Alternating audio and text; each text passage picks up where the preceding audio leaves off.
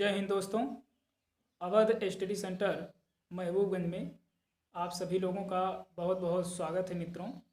और आज इस वीडियो में हम लोग संख्याओं को सीखेंगे, वो भी संस्कृत में, जहाँ से अक्सर एग्ज़ामों में, चाहे वो यूपी टेट हो, सुपर टेट हो या सी टेट हो, यहाँ से इस एग्ज़ाम में 1 से 2 नंबर तक के क्वेश्चन कर लिए जाते हैं।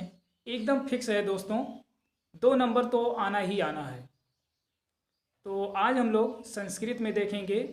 और जैसा कि बहुत लोगों का मानना भी है कि संस्कृत में जो है सीखना बड़ा कठिन होता है, तो आज हम इस परेशानी को दूर कर देंगे मित्रों, क्योंकि ऐसा कुछ भी नहीं है संस्कृत में जो गिनतियों को सीखना या कोई भी चीज़ सीखना।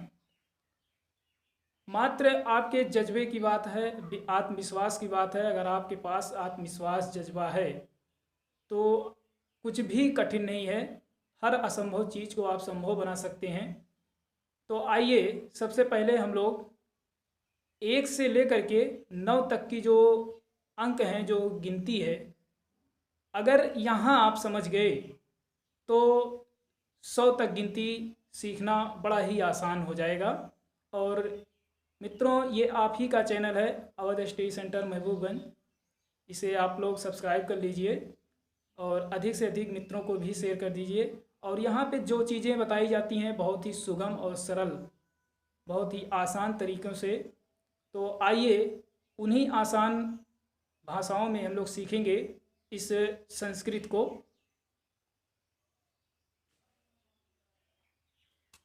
मित्रों, पहले हम 1 से 4 तक की जो अंक हैं, पहले हम उनको देखेंगे, क्योंकि ये तीनों लिंगों में पाए जाते हैं, पुल्लिंग, स्त्रीलिंग और नपुंसक लिंग।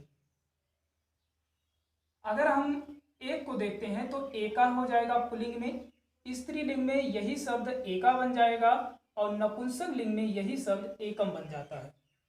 तो कभी कभी 1 को भी तीनों में कोई भी एक उठा करके दे देगा, तो इसे तीनों को देखना बहुत ही अति आवश्यक है।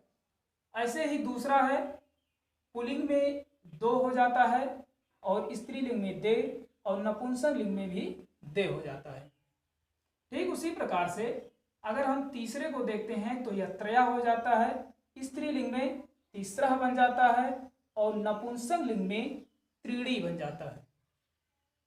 ठीक उसी प्रकार से अगर हम 4 नंबर को देखते हैं तो ये चत्वारा बन जाता है पुल्लिंग में, स्त्रीलिंग में अगर हम देखते हैं तो चतस्रः बन जाता है और नपुंसक लिंग में देखते हैं तो ये चत्वारि बन जाता है। मित्रों, ये 4 जो अंक हैं यहाँ से जो है संस्कृत में ये तीनों लिंगों में चलते हैं। उसके बाद के जो अंक हैं वो एक समान हो जाते हैं। आइए 5 को भी देख लेते हैं। तो इसको पंच के नाम से जानते हैं।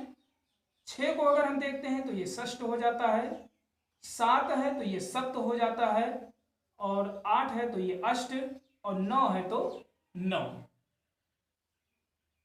अब हम आगे, अगर ये संख्या आप पहचान गए, एका, दौ, त्रया, चत्वारा, पंच, षष्ठ, सप्त, अष्ट, 9, ठीक उसी प्रकार से ये आगे भी चलते हैं। कैसे चलते हैं? अब 9 तक की ये संख्याएं अभी आपने जो है देखा। अब ये जब 10 पे हम लोग दहाई पे जाते हैं तो ये 10 हो जाता है। इसके बाद 11 नंबर को जब हम लोग देखते हैं, यानी 11 संख्या को, तो एकादश हो जाता है, यानी कि 10 में 1 जोड़ दिया गया तो हो गया आपका 11। ठीक उसी प्रकार से 12 है आपका, तो 12 में क्या हुआ? द्वादश, यानी कि 10 में 2 जोड़ दिया गया। अभी आपने यहाँ पे पढ़ा था ना 2, तो वही चीज है कि 12 में द्वादश, 10 में 2 जोड़ दिया गया तो हो गया 12। ठीक उसी प्रकार से त्रयोदश, यानी कि 10 में 3 जोड़ दिया गया तो आपका हो जाएगा 13, यानी कि त्रयोदश। ठीक उसी प्रकार से चतुर्दश, यानी कि 10 में 4 जोड़ देना, ये हो गया आपका चतुर्दश। ठीक उसी प्रकार से चलेगा पंचदश, षोडश, सप्तदश, अष्टदश।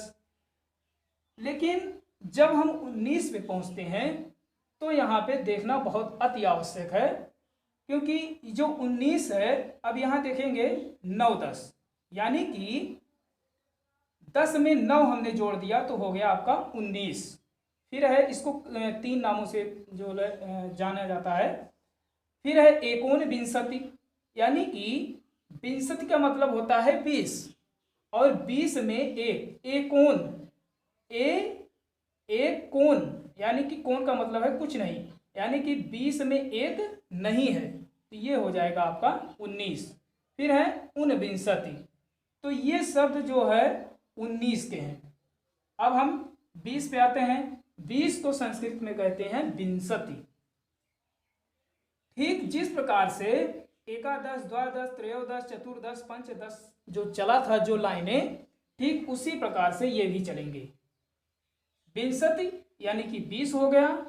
अब एक विंशति यानी कि 20 में एक जोड़ दिया गया, हो गया एक विंशति यानी कि 21। फिर है द्वाविंशति, यानी कि 20 में 2 जोड़ दिया गया तो हो गया आपका 22। फिर है त्रयोविंशति, चतुर्विंशति, पंचविंशति, षड्विंशति और सप्तविंशति, अष्टविंशति। यानी कि ये चीजें ठीक जिस तरह से 10, 11, 12 में चला था, ठीक उसी प्रकार से आपके 20 वाली संख्या में चल रहे हैं। मात्र आपको ध्यान यहीं पर देना है, जब आप 29 हो गया या 39 हो गया या जो है 49 हो गया, यहीं पे आपको ध्यान देने की जरूरत है। बाकी सभी लाइनें ठीक वैसे ही चलेंगी। फिर देखिए 29 को नवविंशति।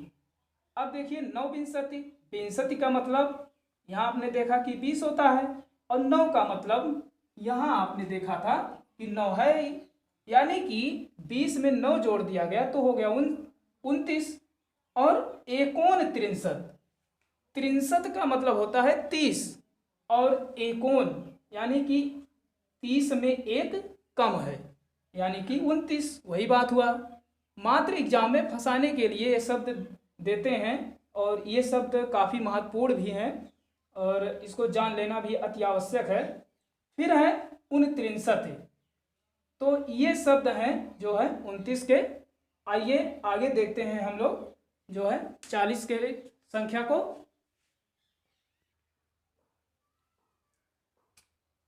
आगे है मित्रों त्रिंशत्। त्रिंशत् को कहते हैं 30, यानी कि 30 को त्रिंशत् के नाम से जानते हैं। फिर उसी क्रम में ऐसे ही ये चलेगा, एक त्रिंशत्, द्वात्रिंशत्, त्रयत्रिंशत्, चतुर्त्रिंशत्, पंचत्रिंशत्, षट्त्रिंशत्, सप्तत्रिंशत्, अष्टत्रिंशत्। फिर उसके बाद जैसे ही आप 39 संख्या पे आएंगे, फिर यहाँ पे ये बदलना शुरू हो जाएगा। फिर ये हो जाएगा नवत्रिंशत्, यानी कि 30 में अगर हम 9 जोड़ देते हैं तो ये हो जाएगा 39। और एक नाम और इसका आता है एकोन चत्वारिंशत्, यानी कि चत्वारिंशत् जो होता है ये 40 का है। संस्कृत में चत्वारिंशत् को कहते हैं 40। तो एकोन मतलब एक, 40 में एक कम है, यानी कि 39। तो इस तरह से ये 39 का हो गया। अब हम 40 का देखेंगे, चत्वारिंशत्, यानी कि 40 को हम चत्वारिंशत् के नाम से जानते हैं। फिर उसी क्रम में जैसे ये चला था, एक चत्वारिंशत्, द्वाचत्वारिंशत्, त्रिचत्वारिंशत्, चतुश्चत्वारिंशत्, पंचचत्वारिंशत्, षट्चत्वारिंशत्, सप्त, अष्ट, ठीक इसी क्रम में ये चलता रहेगा। फिर जैसे ही आप 49 में पहुंचेंगे तो ये हो जाता है नवचत्वारिंशत्, यानी कि 40 में 9 जोड़ देते हैं तो ये हो जाता है 49। और एकोन पंचाशत्, पंचाशत् का मतलब होता है 50, और एकोन का मतलब 50 में एक कम है, इसीलिए ये इसका एक नाम और है एकोन पचाशत्, यानी किसको कहते हैं 49 को। और फिर इसी क्रम में देख लेते हैं 50 संख्या को, तो 50 को कहते हैं पंचाशत्। फिर इसी क्रम में ये फिर चलेगा, एक पचाशत्, दो पचाशत्, त्रिपचाशत्, चतुष्पचाशत्, पंच पचाशत्, यानी कि 55 को। फिर है सप्त पचाशत्,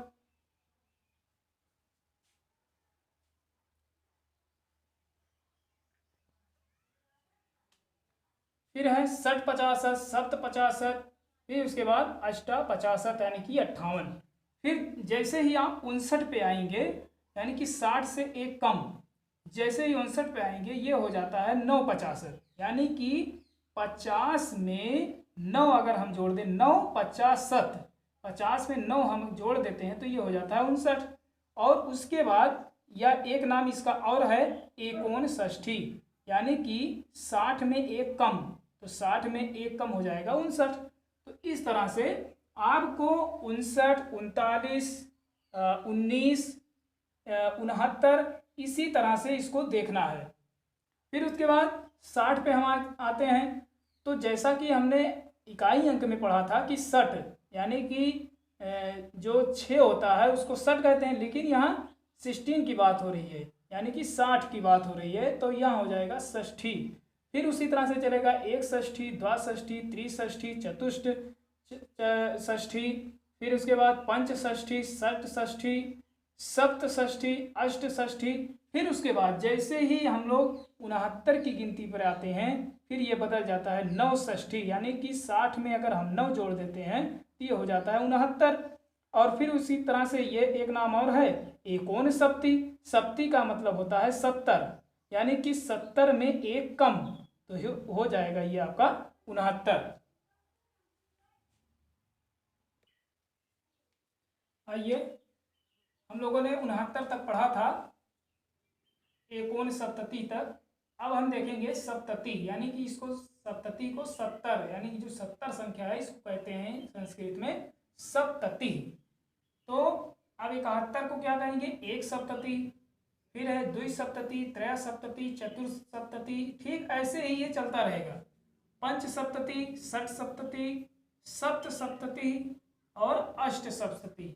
फिर जैसे ही ये 78 के बाद इसे 79 आया, फिर ये बदल जाएगा 9 सप्तति हो जाएगा, यानी कि 70 में यदि हम 9 जोड़ देते हैं तो 79 हो जाएगा।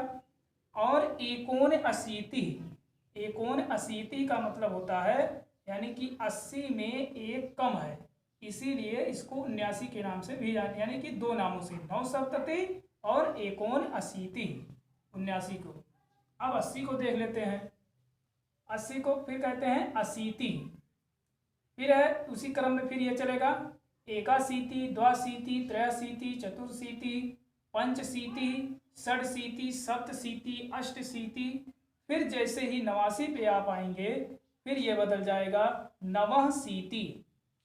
अब अशीति का मतलब होता है 80 और नवा का मतलब 9, यानी कि 80 में यदि हम 9 जोड़ देते हैं तो ये हो जाता है 89।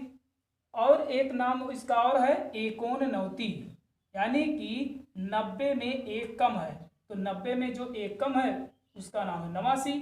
तो इस तरह से नवाशीति और एकोन नवति ये 89 को कहते हैं। आगे है 90 को कहते हैं नवति, यानी कि 90 को नवति के नाम से जानते हैं। तो ठीक उसी प्रकार से 91 को एक नवति, द्विनवति, त्रिनवति, चतुर्नवति, पंचनवति, षट्नवति, सप्तनवति, अष्टनवति। फिर जैसे ही 99 पे आप आएंगे फिर ये हो जाएगा नवनवति। और ये 2018 में यूपी टेट में पूछा गया ये सवाल, प्रश्न भी है नवनवति, यानी कि नवति का मतलब होता है 90 और 9 का मतलब होता है 9, यानी कि 90 और 9 मिला करके 99। फिर है एक नाम और इसका एकोन शतम। शतम का मतलब होता है 100 और एकोन यानी कि एक कम, यानी कि 100 में एक कम तो 99 और 100 का होता है शतम। तो मित्रों, अभी आपने इस वीडियो में 1 से लेकर के 100 तक की गिनती को अभी आपने संस्कृत में देखा, और बहुत ही सरल है, बहुत ही सुगम, बहुत ही आसान तरीके से जो है बताया गया। आशा है, विश्वास है कि आप लोगों को ये समझ में आ गया होगा। दोस्तों, अवध स्टडी सेंटर महबूबगंज की तरफ से और भी अच्छे अच्छे वीडियो हम लाते रहेंगे। बहुत बहुत धन्यवाद।